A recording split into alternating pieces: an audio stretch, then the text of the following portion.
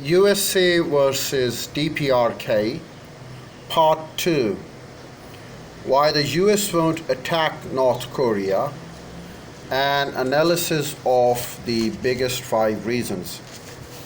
And now we start with reason number 2, nuclear weapons. North Korea's nuclear weapons capabilities have matured in recent years. Pyongyang has conducted 5 nuclear tests and claims it has successfully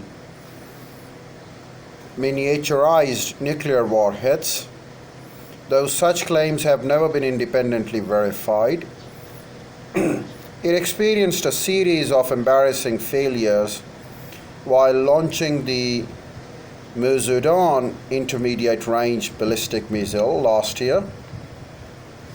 Despite that, military experts believe that North Korea learned from those setbacks and might even be able to develop a nuclear-tipped intercontinental ballistic missile that can reach the United States within the coming 4 years during Trump presidency.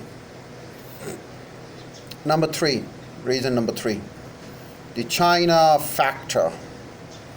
China is North Korea's ally.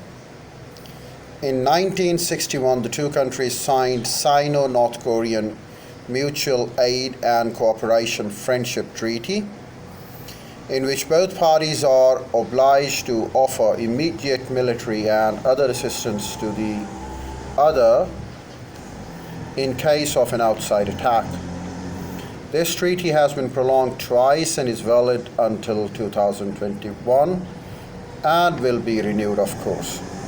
It is probably the biggest deterrence for North Korea against any American attack.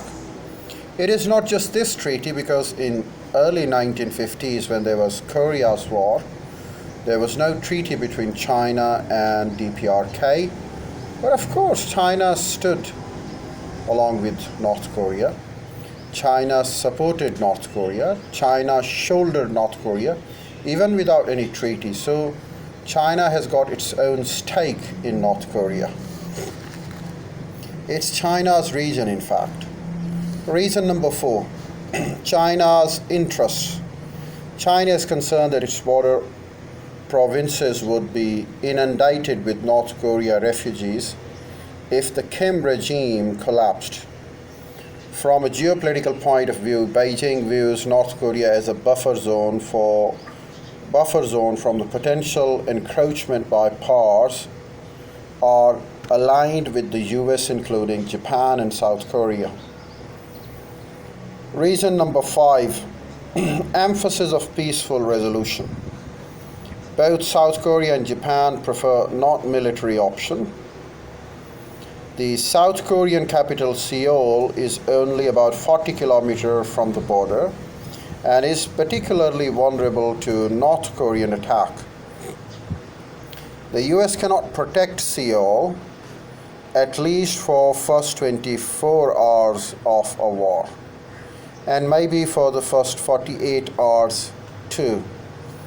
Even though former US President Bill Clinton seriously debated bombing Yongbyon reactor in 1994, he was convinced by his defense officials that the intensity of combat with North Korea would be greater than any the world has witnessed since last Korean War. So these are the 5 reasons we believe that United States of America won't attack DPRK, Democratic People's Republic of Korea. And more so to add, after the fall of USSR, the New World Order has been all to collapse Muslim countries in the world. American adventures have been against Muslim countries. Talk about Iraq, talk about Syria, talk about Yemen, talk about Afghanistan, talk about Iran, talk about Palestine. So they are pretty busy in collapsing Muslim countries, and they won't be bothered about DPRK, a non-Muslim country.